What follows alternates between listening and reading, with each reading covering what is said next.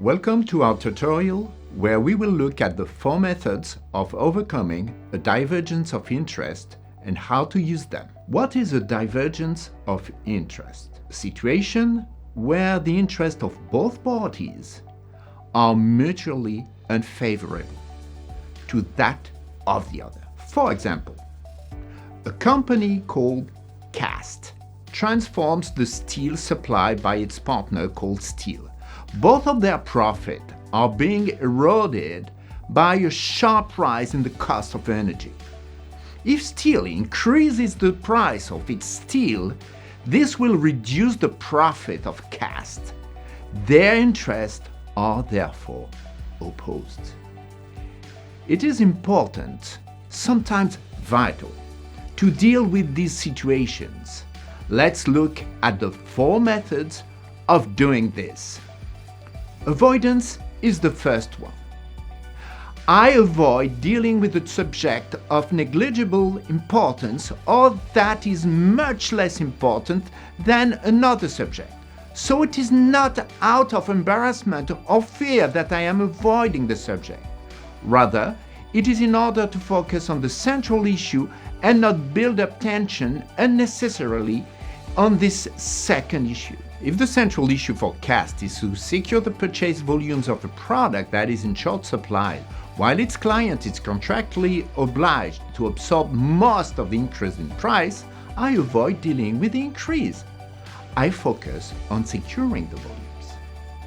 Let us look closely at what is at stake with the issues concerned by the divergence of interest. If you have to avoid dealing with one of them, keep the information for yourself. The second method is force. The objective is attained by exploiting the balance of power. It is characterized by the capacity to harm the other party. Naturally, this can have serious repercussions on relationships. Given the monopolistic nature of the market, Steel increases its price without giving its clients any choice. It gives the client no other option. By accepting that Cast will seek an alternative in order to regain its freedom of action, it damages the relationship. The third method is consensus. My partner and I share the same point of view on the subject.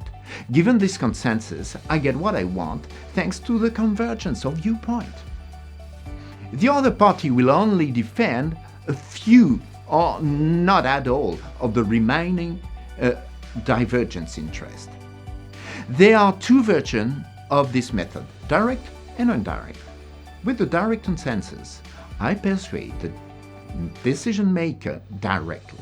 The head of Steel will persuade the head of Cast that the increase in the price of steel is worldwide and that the client of Cast will not be able to avoid it by changing supplier. This is the classic selling process. Indirect consensus, which is more subtle and complex, is based on the interpersonal context of the decision maker.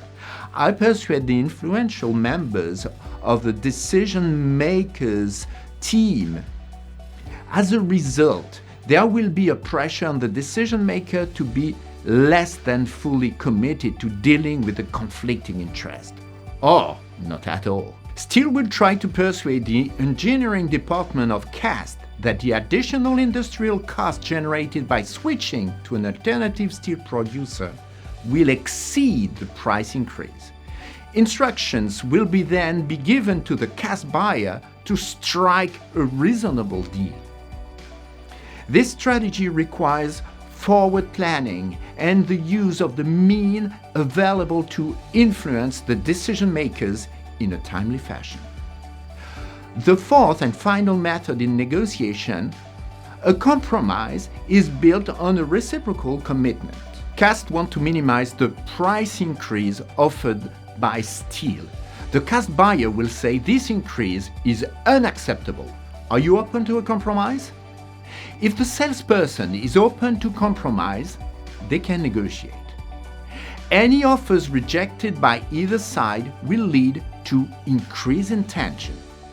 There is a methodological and behavioral body of knowledge and tools associated with each method. They come one after the other, in the order of the matrix or alongside each other, but never simultaneously. You have to choose the right sequence.